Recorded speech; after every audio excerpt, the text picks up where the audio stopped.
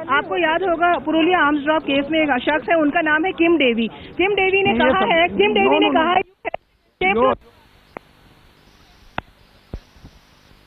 साल 1995 के 17-18 दिसंबर की दरमियानी रात में एक रूसी कार्गो प्लेन AN-26 पाकिस्तान के कराची से भारतीय सीमा में दाखिल हुआ। इस प्लेन में कुल 8 लोग सवार थे। 5 लातवियाई क्रू मेंबर्स, डेनमार्क नागरिक किम डेवी, ब्रिटिश नागरिक पीटर ब्लीच और एक भारतीय मूल का सिंगापुर निवासी दीपक मणिकन उर्फ दया एम आनंद। म्यांमार के रंगून जाते हुए ये कार्गो प्लेन रास्ते में 17 दिसंबर की शाम 5:45 पर वाराणसी में ही रुक गया। वहां इसमें ईंधन भरा गया। फिर ये रात 10 बजे वाराणसी से रंगून के लिए निकल गया। लेकिन AN-26 जब बिहार के गया के आसमान में उड़ान भर रहा था, तब अचानक इसने अपना रास्ता बदल दिया और गया से पश्चिम बंगाल की ओर बढ़ने लगा।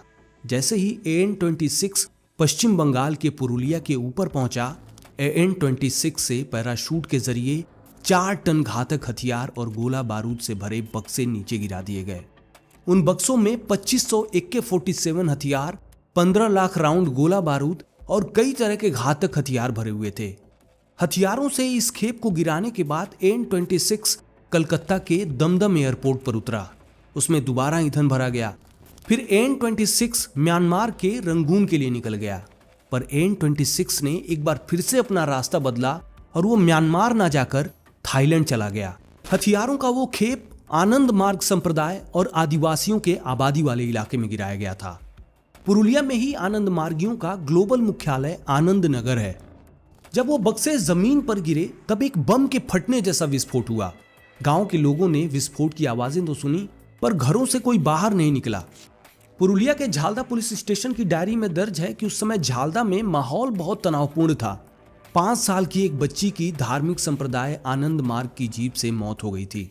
उस रात हिंसा के डर से ही लोग घरों से बाहर नहीं निकले।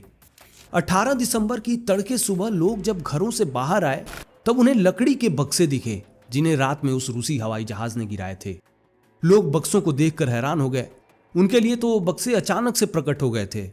गांव वालों ने उन बक्सों को खोला। वो बक्से AK-47, AK-56, hand grenade, rocket launcher, कारतूस, नाइट विजन ग्लास, 9mm के कई पिस्टल और साथ में कई अन्य हथियारों से भरे पड़े थे। हथियारों की संख्या इतनी ज्यादा थी कि उससे एक छोटी मोटी सेना खड़ी की जा सकती थी। उन बक्सों पर बांग्लादेश का नाम भी छपा हुआ था। लोगों में उन हथियारों की लूट मच गई। कोई रॉकेट लॉन्चर अपने घर ले जा रहा था, कोई AK-47 अपने घर ले जा रहा था, कोई ग्रेनेड ले जा रहा था। जल्द हथियारों की इस लूट की खबर पुलिस तक भी पहुंची। पुलिस तत्काल घटनास्थल पर गई और गांव वालों से उन हथियारों को जब्त करने में जुट गई। पुलिस करीब 300 AK-47 राइफलें, 7 9mm pistol, 10 rocket launcher, 81 anti tank grenade और 61 हैंड ग्रेनेड, करीब 20,000 कारतूस, 890 असॉल्ट राइफल, 9mm पिस्टल की 14 मैगजीन और इसके अलावा भी हथियारों से जुड़े कई सामान जब्त करने में कामयाब रही। इनमें से बहुत सारे हथियार गायब भी हो गए, जिनका आज तक कुछ पता ही नहीं चल पाया। कहा जाता है कि इन हथियारों के खेप से एक AK-47 मोकामा के पूर्व विधायक अनंत सिंह के पास से पाया गया था। उन बक्सों को देखकर यह तो साफ लग रहा था कि वो बक्से प्लेन से गिराए गए थे, और ये भी कि वो हथियार हमारी भारतीय सेना के नहीं थे। अब सवाल ये था कि वो बक्से आए कहां से थे। उन बक्सों को पुरुलिया में ही क्यों गिराया गया और किस उद्देश्य से गिराया गया, और सबसे बड़ा सवाल कि क्या इन हथियारों के गिराए जाने के बारे में हमारी सरकार को कोई जानकारी थी। पुरुलिया आर्म्स ड्रॉप मामले ने देश ही नहीं बल्कि पूरे दुनिया में खलबली मचा दी। किसी को भनक तक नहीं लगी कि कैसे एक कार्गो प्लेन भारतीय एयर स्पेस में घुसकर 4 टन के घातक हथियारों की खेप को गिरा गया। यह घटना हमारी देश की सुरक्षा में एक बहुत बड़ी सेंध थी। पुरुलिया आर्म्स ड्रॉपिंग तो इतना ग्लेरिंग एग्जाम्पल है राष्ट्रीय सुरक्षा का कि कोई विदेशी जहाज आए और विदेशी हथियार गिराकर चला जाए, सरकार को पता ही नहीं चले। पुरुलिया आर्म्स ड्रॉप वाली घटना के 3 दिन बाद 21 दिसंबर 1995 को वही रूसी cargo plane Antonov AN-26 Thailand से भारत के रास्ते पाकिस्तान जा रहा था। इस प्लेन को कोलकाता से होते हुए कराची जाना था, पर प्लेन कोलकाता जाने के बजाय मद्रास गया। वहां उसने 5620 लीटर ईंधन भरवाया, जिसके लिए AN-26 की तरफ से $1510 का भुगतान किया गया। इसके बाद AN-26 बॉम्बे की ओर बढ़ गया। जब AN-26 बॉम्बे की तरफ बढ़ रहा था, तभी भारतीय वायुसेना के 2 MiG-21 जहाजों ने AN-26 को रोक लिया और उसे बॉम्बे हवाई अड्डे पर ही उतरने के लिए मजबूर कर दिया। प्लेन में सवार लोगों से पूछताछ की जाने लगी।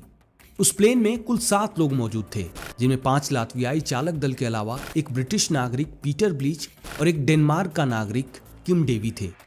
कुछ पूछताछ के बाद AN-26 को कराची जाने की मंजूरी दे दी गई। बस मामला लैंडिंग फीस को लेकर अटक गया। किम डेवी और एयरपोर्ट डिप्टी मैनेजर के बीच लैंडिंग फीस को लेकर बहस होने लगी। डेवी दलील दे रहा था कि आपने हमें लैंड करने के लिए कहा है, हम भुगतान क्यों करें। काफी बहस के बाद अंत में किम डेवी लैंडिंग फीस देने के लिए मान गया। AN-26 में एक बार फिर से ईंधन भरवाया गया। पैसों का भुगतान करने के लिए किम डेवी उस एयरपोर्ट अधिकारी के साथ चला गया। इसके बाद किम डेवी दोबारा AN-26 के चालक दल और पीटर ब्लीच के पास नहीं लौटा। वो बॉम्बे एयरपोर्ट से गायब हो गया। किम डेवी के अचानक गायब होने के बाद इमिग्रेशन कारणों से पीटर ब्लीच और प्लेन के 5 क्रू मेंबर्स को गिरफ्तार कर लिया गया। इस गिरफ्तारी के बाद दुनिया के सामने एक बहुत बड़े रहस्य का पर्दाफाश हुआ। ब्रिटिश नागरिक पीटर ब्लीच ने अधिकारियों को बताया कि पुरुलिया आर्म्स ड्रॉप में आप जिस प्लेन को ढूंढ रहे हैं, ये वही प्लेन है। पीटर ब्लीच के इंटरव्यू के मुताबिक उसने अधिकारियों को AN-26 कार्गो प्लेन में रखी कुछ स्नाइपर राइफलें दिखाईं। हवाई जहाज से पुरुलिया में हथियारों की एक बहुत बड़ी खेप गिरा दी जाती है, फिर भी हमारे सुरक्षा एजेंसियों को इसकी भनक तक नहीं लग पाती। वहीं पश्चिम बंगाल के कलाईकुंडा एयरफोर्स का रडार हथियारों से भरे AN-26 प्लेन के बारे में कुछ पता ही नहीं लगा पाता। ऐसा कैसे हो सकता है? ये बहुत गंभीर मसला था। 21 दिसंबर को AN-26 बिना किसी रोक टोक के ही भारत से निकल जाता। अगर भारतीय वायुसेना की मूवमेंट लिएजॉन यूनिट में काम करने वाले एक जूनियर NCO ने ये नहीं देखा होता कि AN-26 को बॉम्बे की ओर उड़ान भरने की मंजूरी नहीं होने के बावजूद उसे मद्रास से उड़ान भरने की अनुमति दी गई थी। NCO ने भारतीय वायुसेना को सतर्क कर दिया, जिसके बाद गुजरात के भुज से 2 MiG-21 जहाज AN-26 कार्गो प्लेन को रोकने के लिए निकल गए। AN-26 को बॉम्बे में जबरन उतारने के बाद की घटनाएं और भी आश्चर्यजनक थीं। वहां ना तो एयरपोर्ट सुरक्षा थी, जो कि बॉम्बे पुलिस के अंडर में थी, और ना ही फायर ब्रिगेड को ही विमान के पास जाने की सूचना दी गई थी। वहां तो एयरपोर्ट अधिकारी किम डेवी से लैंडिंग फीस के लिए बहस कर रहे थे। AN-26 विमान के उतरने के 1 घंटे बाद पुलिस को पहला संदेश तब मिला जब एक IB अधिकारी ने पुलिस कमिश्नर RD त्यागी को उनके घर सुबह 2:40 पर फोन किया। जब पुलिस सुबह 3 बजे के आसपास टर्मिनल पर पहुंची तो AN-26 विमान में दोबारा से ईंधन भरा जा चुका था। इस बार $600 का भुगतान किया गया था। वहीं किम डेवी भी बॉम्बे एयरपोर्ट से गायब हो चुका था। कहा गया कि ऐसा तब हुआ जब वहां IB और रॉ के अधिकारी मौजूद थे। आपको बता दूं कि किम डेवी ही पुरुलिया आर्म्स ड्रॉप ऑपरेशन का मास्टरमाइंड था। वो बॉम्बे एयरपोर्ट से गायब ही नहीं हुआ, बल्कि साल 1999 के अंत में अपने देश डेनमार्क में दिखा। हैरान करने वाली बात यह भी थी कि बॉम्बे के तत्कालीन joint commissioner of crime RS Sharma, जो शहर के CID के प्रमुख थे, उन्हें जब AN-26 की लैंडिंग के बारे में पता चला तो वो हवाई अड्डे की ओर जाने लगे। पर न जाने ऐसी क्या वजह थी जो उन्हें वायरलेस पर वापस लौटने के लिए कह दिया गया। और वहीं जब CBI डायरेक्टर के विजय रामा राव के नेतृत्व में CBI के टॉप अधिकारी जांच का जिम्मा संभालने के लिए बॉम्बे पहुंचे तो ये साफ हो गया कि IB और रॉ नहीं चाहते थे कि अन्य एजेंसियां इस मामले में बहुत अधिक हस्तक्षेप करें। AN-26 कार्गो प्लेन में सवार ब्रिटिश नागरिक पीटर ब्लीच से पूछताछ की गई। पीटर ब्लीच ब्रिटिश एयरफोर्स में काम कर चुका था, फिर बाद में वो भाड़े का सैनिक बन गया। ब्रिटेन में उसने प्राइवेट जासूस के रूप में काम किया था। पीटर ब्लीच एरोसर्व UK नाम की एक हथियार कंपनी भी चलाता था। पूर्व MI5 ऑफिसर एनी माचोन ने अपनी किताब spice lies and whistle blowers में पीटर ब्लीच पर MI6 एजेंट होने का आरोप लगाया था। पीटर ब्लीच के इंटरव्यू के मुताबिक डेनमार्क नागरिक किम डेवी ने उसे हथियारों के खरीद के लिए संपर्क किया था। दोनों पहली बार साल 1995 के अगस्त महीने में कोपनहेगन में मिले थे। किम डेवी ब्रिटिश हथियार डीलर पीटर ब्लीच से हथियारों के साथ साथ एक प्लेन भी खरीदना चाह रहा था और साथ में वो उन हथियारों को पश्चिम बंगाल के पुरुलिया में गिराना चाह रहा था, जो पूरी तरह से अवैध और आतंकवाद से जुड़ा हुआ काम था। पीटर ब्लीच ने दावा किया कि जैसे ही ये बात उसे पता चली उसने तत्काल ब्रिटिश रक्षा मंत्रालय को फोन किया, फिर पूरी जानकारी को रक्षा मंत्रालय को फैक्स कर दिया। पीटर ब्लीच ने बताया कि उसने ब्रिटिश इंटेलिजेंस MI5 के साथ मीटिंग भी की और उन्हें किम डेवी के इरादों के बारे में पूरी जानकारी दी। पीटर ब्लीच ने यह भी दावा किया कि MI5 ने पुरुलिया आर्म्स ड्रॉप की जानकारी भारत सरकार से साझा कर दी थी। BBC के मुताबिक पुरुलिया में हथियार गिराए जाने से 5 हफ्ते पहले ही नवंबर 1995 में ब्रिटिश सरकार ने भारतीय अधिकारियों को इसकी चेतावनी दे दी थी। उस समय भारत दौरे पर आए ब्रिटिश गृह सचिव माइकल हॉवर्ड ने भी दिल्ली में प्रेस को बताया था कि ब्रिटिश सरकार ने भारतीय अधिकारियों को हथियार गिराए जाने के बारे में पहले ही चेतावनी दे दी थी। लेकिन वहीं इस सूचना को भारत के गृह मंत्रालय के अधिकारियों द्वारा कोई खास प्राथमिकता नहीं दी गई।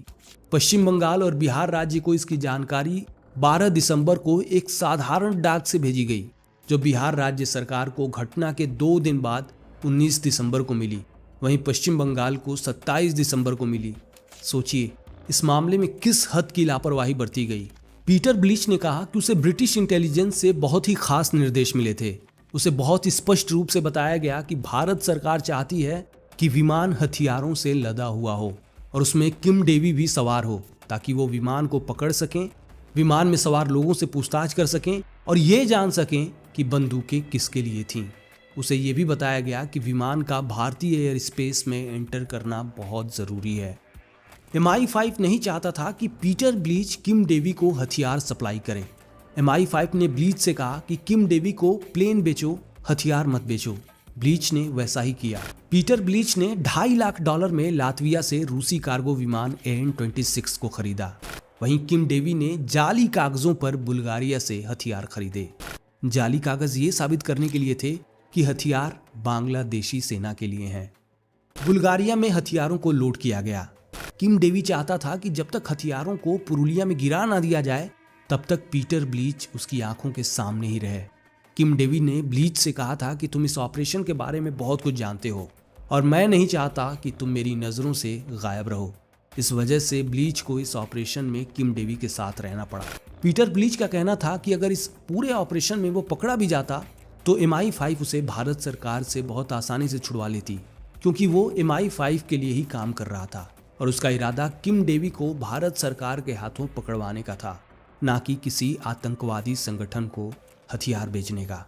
माल लोड होने के बाद AN-26 टर्की ईरान होते हुए पाकिस्तान के कराची में जाकर रुका और कराची में ये प्लेन 13 से 17 दिसंबर तक रुका रहा। इसके बाद AN-26 काम को अंजाम देने के लिए कराची से भारत के लिए रवाना हो गया। पीटर ब्लीच ने कहा कि जब AN-26 वाराणसी पहुंचा तो उसे लगा कि भारतीय एजेंसियां किम डेवी और उसके हथियारों को पकड़ लेंगी और वो MI5 की मदद से बहुत आसानी से छूट जाएगा, पर ऐसा कुछ भी नहीं हुआ। AN-26 प्लेन बिना ईंधन के घंटों तक हथियारों के साथ वाराणसी एयरपोर्ट पर खड़ा रहा, लेकिन भारतीय एजेंसियों को पहले से खबर होते हुए भी AN-26 के पास कोई नहीं गया। ब्लीच ने कहा कि MI5 और भारतीय एजेंसियों ने उसे बलि का बकरा बनाया था। भारत सरकार किम डेवी और उसके ऑपरेशन को रोकना ही नहीं चाहती थी, इसीलिए तो ऑपरेशन को रोकने के लिए कोई कार्रवाई नहीं की गई, बल्कि मदद ही की गई, क्योंकि 17 दिसंबर 1995 को पश्चिम बंगाल के कलाईकुंडा में इंडियन एयरफोर्स डिफेंस रडार उस रात और केवल उसी रात बंद कर दिया गया था। किम डेवी को रडार बंद होने वाली जानकारी पहले से पता थी, इसीलिए उसने 17-18 दिसंबर की रात को हथियार गिराए जाने पर जोर दिया था। पीटर ब्लीच को किम डेवी ने बताया था कि हथियार पश्चिम बंगाल में कम्युनिस्ट सरकार के खिलाफ इस्तेमाल के लिए थे। हथियार ठीक उसी जगह गिरे जहां उन्हें गिराना था, वो बस अपने लक्ष्य से थोड़ा आगे गिर गए, इसीलिए वो दूसरों को मिल गए। द टेलीग्राफ को दिए इंटरव्यू में पीटर ब्लीच ने दावा किया कि प्लेन 3000 फीट की बजाय 3000 मीटर की ऊंचाई पर उड़ रहा था। प्लेन बहुत ऊंचाई पर था और अंधेरा होने के कारण किसी को इसका एहसास नहीं हुआ, जिसके कारण कार्गो ड्रॉप जोन से आगे निकल गया। पीटर ब्लीच के मुताबिक अगर हथियार सही जगह गिरे थे तब आखिर ये थे किसके लिए। उस समय BBC ने इस मामले की गहराई से जांच की थी। जांच में BBC को पता चला कि हथियार आनंद मार्ग नाम के एक धार्मिक समूह के लिए थे, जिसका ग्लोबल मुख्यालय आनंद नगर पुरुलिया में ही था। आनंद मार्ग संप्रदाय पूरी दुनिया में फैला है। यह संगठन विश्व के कुछ सबसे गरीब क्षेत्रों में मानवीय सहायता प्रदान करता है। सालों से आनंद मार्गियों का पश्चिम बंगाल की कम्युनिस्ट सरकार के साथ मतभेद रहा है। इस मतभेद और विवाद की शुरुआत साल 1967 में हुई थी, जब पश्चिम बंगाल के पुरुलिया में दिन दहाड़े 5 सन्यासियों की हत्या कर दी गई थी। 30 अप्रैल 1982 की सुबह 17 आनंद मार्ग सन्यासी, जिनमें 2 साध्वी भी शामिल थीं, कोलकाता के तिलजिला में एक एजुकेशनल कॉन्फ्रेंस के लिए जा रहे थे। भीड़ ने उन्हें टैक्सियों से बाहर घसीटा और पीट कर उनकी हत्या कर दी। फिर उन्हें आग के हवाले कर दिया गया। बताया गया कि ये हत्याएं दिन दहाड़े हुई और हजारों लोगों ने उन्हें देखा, लेकिन कभी कोई गिरफ्तारी नहीं हुई। भीड़ को ये अफवाह फैलाकर उकसाया गया था कि आनंद मार्गी संगठन के सदस्य बच्चों का अपहरण कर रहे हैं। आनंद मार्ग ने माकपा के गुंडों पर हमले का आरोप लगाया। हत्याओं के समय बंगाल के मुख्यमंत्री ज्योति बसु और उनकी पुलिस बल पर निष्क्रियता का आरोप लगाया गया। वहीं ज्योति बसु ने इसे साजिश करार दिया। साल 1954-55 में प्रभात रंजन सरकार ने आनंद मार्ग की स्थापना की थी। साल 1971 में प्रभात रंजन सरकार पर 4 अन्य आनंद मार्गियों के साथ मिलकर अपने ही 6 अनुयायियों की हत्या का आरोप लगाया गया था। प्रभात रंजन सरकार को दोषी नहीं ठहराया गया और उन्हें जेल से रिहा कर दिया गया। जब प्रभात रंजन सरकार जेल में बंद थे, तब 3 अन्य आनंद मार्गियों पर भारत के तत्कालीन चीफ जस्टिस A.N. रे की हत्या के प्रयास के लिए मुकदमा चलाया गया और उन्हें 17 साल के कठोर कारावास की सजा सुनाई गई। इस संगठन पर अक्सर आरोप लगाए गए कि आध्यात्मिक समाज वास्तव में आपराधिक गतिविधियों का एक अड्डा था। आनंद मार्ग की अकूत संपत्ति को लंबे समय से कथित हथियारों की तस्करी के लिए जिम्मेदार ठहराया जाता रहा है। यहाँ तक कि प्रभात रंजन सरकार की पत्नी उमा शंकर ने भी आश्रम छोड़ दिया और दुनिया के सामने ये घोषणा की कि ये संगठन अवैध गतिविधियों का अड्डा है। इंदिरा गांधी ने आपातकाल के दौरान इस पर प्रतिबंध लगा दिया था, जिसे बाद में साल 1977 में जनता पार्टी ने हटा लिया था। शुरुआत में आनंद मार्ग संस्था CBI के शक के दायरे में था। पुरुलिया में हथियार गिराए जाने की घटना के 1 हफ्ते बाद पुलिस ने इसके मुख्यालय पर छापा मारा, पर वहां से कोई हथियार या गोला बारूद बरामद नहीं हुए। पूछताछ के लिए आनंद मार्ग के 11 अनुयायियों को हिरासत में भी लिया गया, पर जल्द उन्हें छोड़ दिया गया। पुरुलिया में हथियार गिराए जाने वाले दिन कार्गो प्लेन AN-26 में जो 8वां व्यक्ति था, बताया गया कि वो भी आनंद मार्ग का ही एक अनुयायी था। उस 8वें व्यक्ति का नाम दीपक मणिकन था। दीपक मणिकन का दूसरा नाम दया M आनंद था। दीपक ने ही दक्षिण अफ्रीका से पैराशूट खरीदे थे, जिनका इस्तेमाल पुरुलिया में हथियार गिराने के लिए किया गया था। एक सवाल यह भी था कि किम डेवी ने पुरुलिया में हथियार गिराने के बाद दोबारा भारतीय सीमा में घुसने का रिस्क क्यों लिया? वो चाहता तो भारतीय सीमा में घुसे बिना ही अपने घर निकल सकता था। पीटर ब्लीच ने इसका जवाब दिया कि माल गिराने के बाद जब वो थाईलैंड के फुकेट पहुंचे, तब अगली सुबह उन्हें टीवी पर पता चला कि हथियार लक्ष्य से कई मील दूर गिरे थे। किम डेवी ने पीटर ब्लीच और क्रू को भारत में प्रवेश किए बिना ही थाईलैंड से सीधे घर वापस भेजने का प्रस्ताव रखा, लेकिन ब्लीच को तब भी लग रहा था कि ब्रिटिश अधिकारी उसके साथ हैं और वो भारतीय अधिकारियों को किम डेवी को पकड़ने का एक और मौका दे सकता है। इसीलिए उसने किम डेवी से जोर देकर कहा कि वो भारत के रास्ते ही AN-26 में यूरोप लौटकर अपनी उड़ान की योजना पूरी करे। 27 दिसंबर 1995 को इस मामले की जांच CBI को सौंप दी गई। CBI ने आनंद मार्ग के कई मठों पर छापे मारे। कई आनंद मार्गियों को भी गिरफ्तार किया गया। हालांकि आनंद मार्ग ने अपने ऊपर लगे सभी आरोपों को पूरी तरह से नकार दिया। CBI ने 20 मार्च 1996 को इस मामले में कोलकाता के सिटी लेक सेशन कोर्ट में 13 लोगों के खिलाफ आरोप पत्र दाखिल किया। इन लोगों में आनंद मार्ग के कई अनुयायी थे। एक लंबी सुनवाई के बाद कोर्ट ने पीटर ब्लीच और 5 लातवियाई क्रू मेंबर्स को आजीवन कारावास की सजा सुना दी। हालांकि भारत ने साल 2005 में 5 क्रू मेंबर्स की सजा को माफ कर दिया। 5 लातवियाई क्रू मेंबर्स ने जेल में ही रूस की नागरिकता ले ली थी। बताया जाता है कि रूसी राष्ट्रपति पुतिन के दबाव में 5 क्रू मेंबर्स को रिहा करना पड़ा था।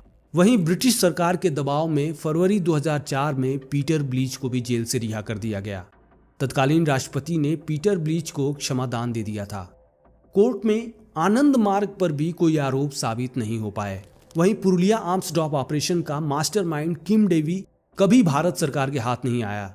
भारत सरकार की प्रत्यर्पण की तमाम कोशिशों के बाद भी डेनमार्क सरकार ने उसे कभी भारत को नहीं सौंपा। किम डेवी का असली नाम निल्स क्रिश्चियन निल्सन है और जो अब निल्स हॉक के नाम से जाना जाता है। वो हांगकांग में गोल्ड स्मगल करता था। साल 2011 में किम डेवी ने टाइम्स नाउ को एक इंटरव्यू दिया था। उस इंटरव्यू में किम डेवी बताता है कि जब वो 19 साल का था तब वो पहली बार कोलकाता आया था। उसने कोलकाता में लोगों की पीड़ा देखी और उस पीड़ा ने उसके दिल को कुछ करने के लिए प्रेरित किया और इसके लिए उसने 15 सालों तक जी तोड़ मेहनत की। उसने आनंद मार्ग के लिए काम किया।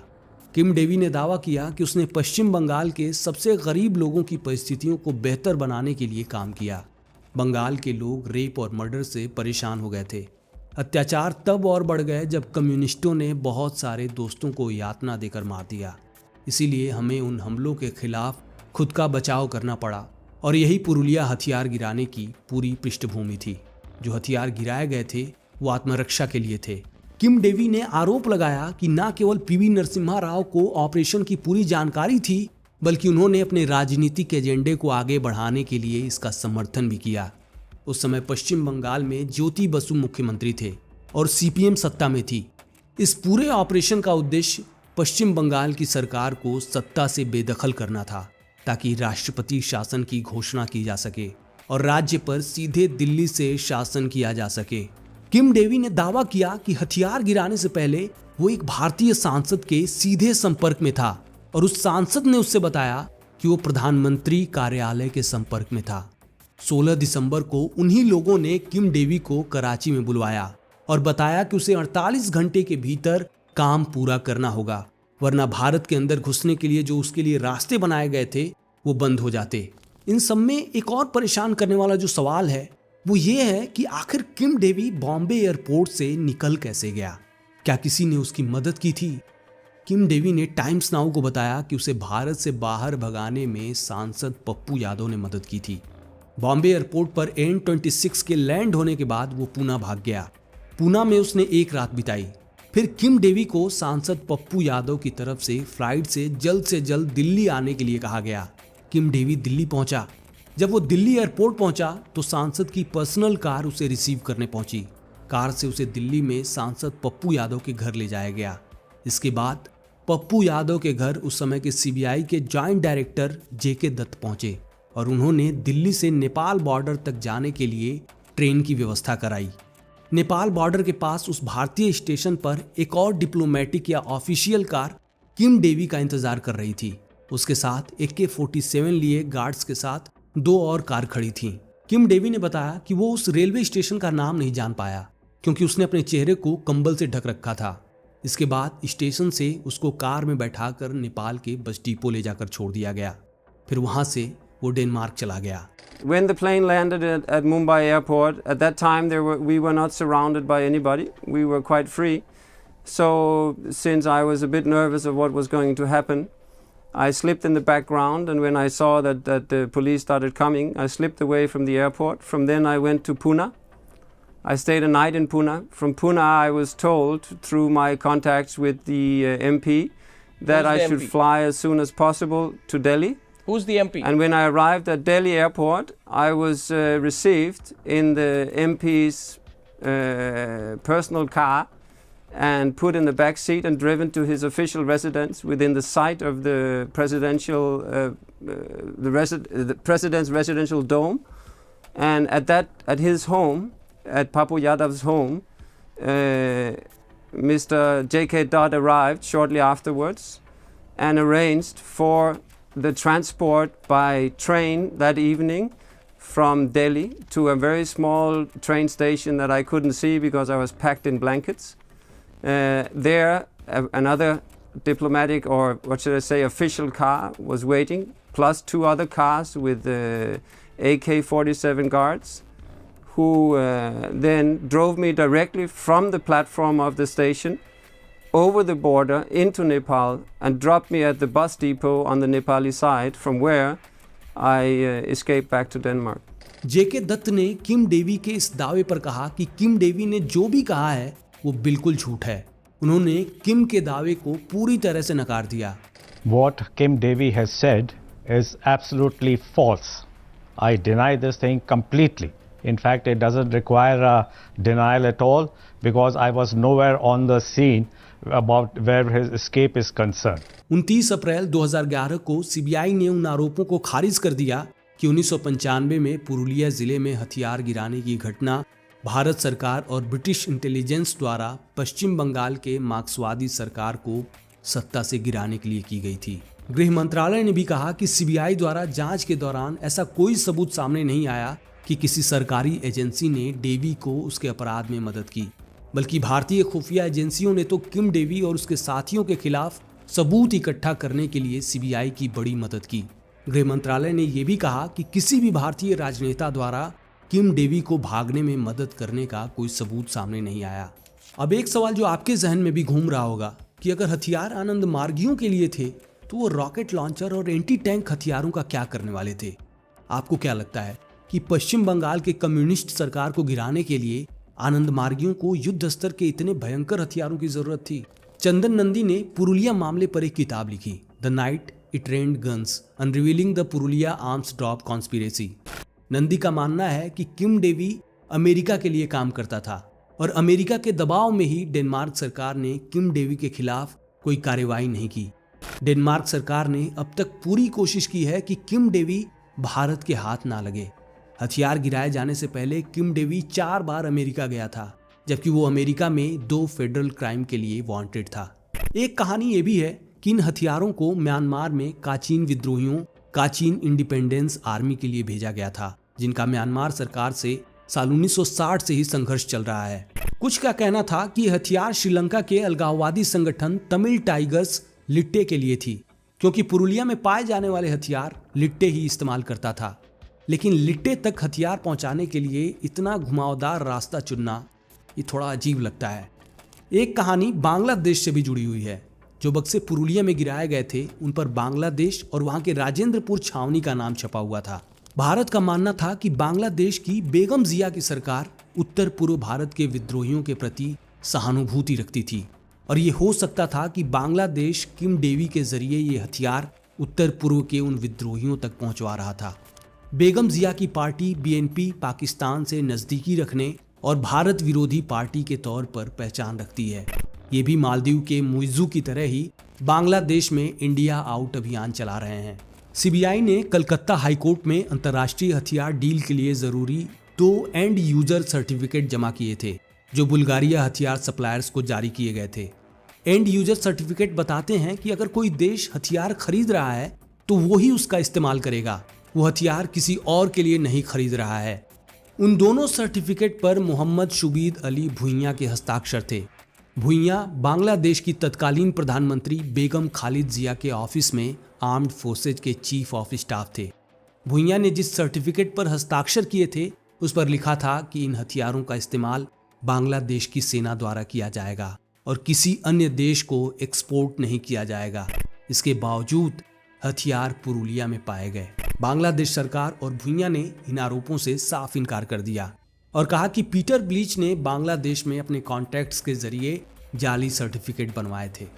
अब देखिए, जब तक किम डेवी को डेनमार्क से भारत नहीं लाया जाता तब तक पता नहीं चल सकता कि असल में वो हथियार किसके लिए थे। कुछ तो ऐसा है जिससे डेनमार्क सरकार किम डेवी को भारत के हवाले नहीं करना चाहती। खैर, किम डेवी के प्रत्यर्पण के प्रयास जारी हैं। देखिए आगे क्या होता है। आप भी अपनी राय ज़रूर बताइएगा कि वो हथियार किसके लिए थे, या पुरुलिया मामले से जुड़ी कोई जानकारी जो मैं वीडियो में आपको नहीं बता पाया उसे भी आप ज़रूर बताइएगा। तो आज की कहानी यहीं ख़त्म होती है। जय हिंद।